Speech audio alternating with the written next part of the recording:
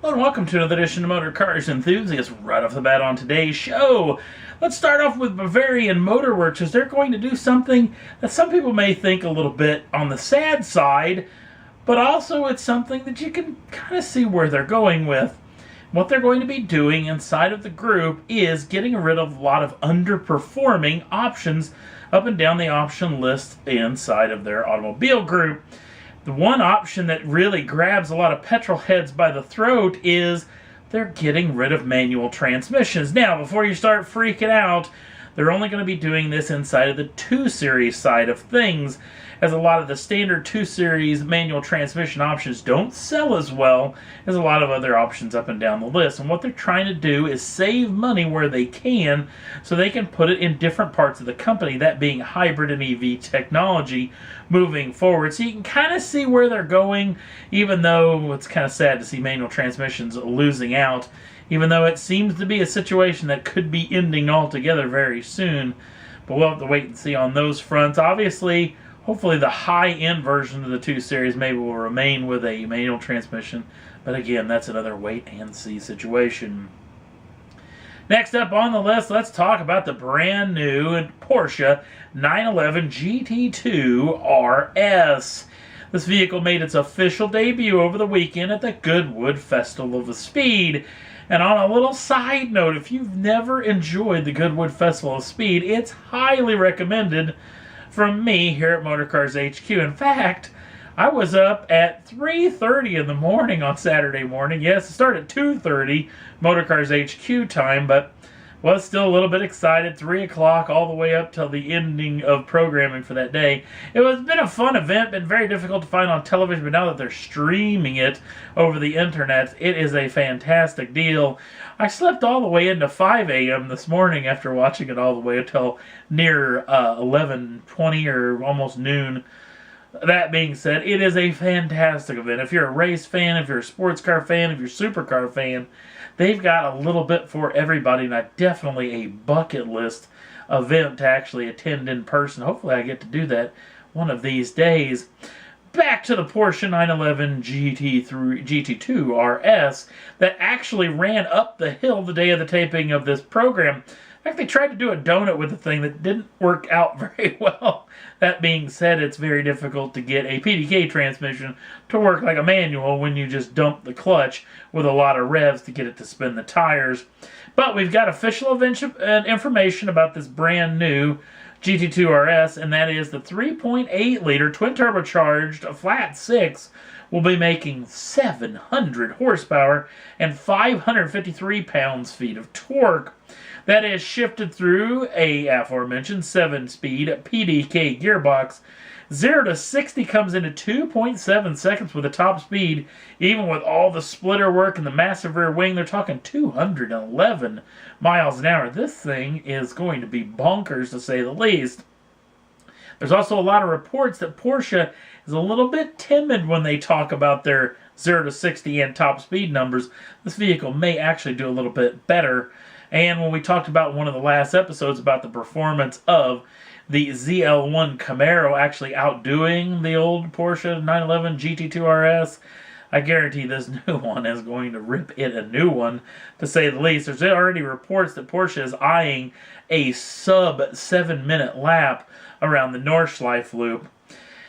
Now here's the trick too. There's only one option for this vehicle, and it's a lightweight option. You can save 40 pounds inside of the vehicle if you pay just $31,000. Yes, it sounds pretty expensive. And definitely for somebody like me, I could just go probably on a diet, even though it probably wouldn't work in the first place. That being said, this car's starting price is $293,200 US. So it's pretty expensive already. So maybe the extra 31 grand wouldn't be that big a deal at all. Now, this vehicle has yet to be talked about of when it's going to reach dealer showrooms. There's also other reports that there was 3,000 of these built and all of them are sold out. But I'm also hearing stuff now that Porsche plans on building as many as anybody wants. So if you put in an order, they're going to build you one, at least as far as some accounts are saying. So we'll wait and see on those fronts. But this thing is a pretty special piece of kit. Next up on the list, another vehicle that debuted at the Goodwood Festival of Speed, at least its public debut, is the drop head edition of the 570S Spider from the folks over at McLaren. But we've also got official pricing for this machine, at least for the European market, where it will debut in dealer showrooms over the next several weeks.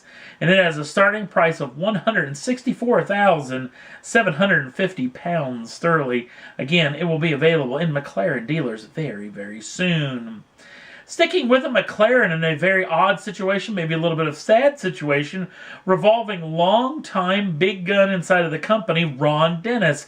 Mr. Dennis actually got with the company 37 years ago, back in 1980, when he joined the group that was kind of a floundering race team, and along with many others inside of the organization, built it up to the powerhouse that it is today, not over in the racing series, Formula One that is, definitely with a lot of world champions, including Ayrton Senna, Roland Prost, Mika Hakkinen, and even Lewis Hamilton won championships inside of the McLaren banner, even though the past couple of years have been pretty soft indeed, mainly down maybe to their power supplier. That being said, Ron was also one inside of the special group that actually started at the road car program, along with Gordon Murray and a handful of other people who actually started up the McLaren F1 back in the day, and has now made the McLaren group one of the most profitable, not to mention the most agile, as they come out with several different variants every year. Well, here's the situation. After 37 years, it looks like that Ron Dennis will be leaving the company, as he has now put together a package with McLaren where McLaren will buy all of his stock. Mr. Dennis owns 25% of the McLaren group.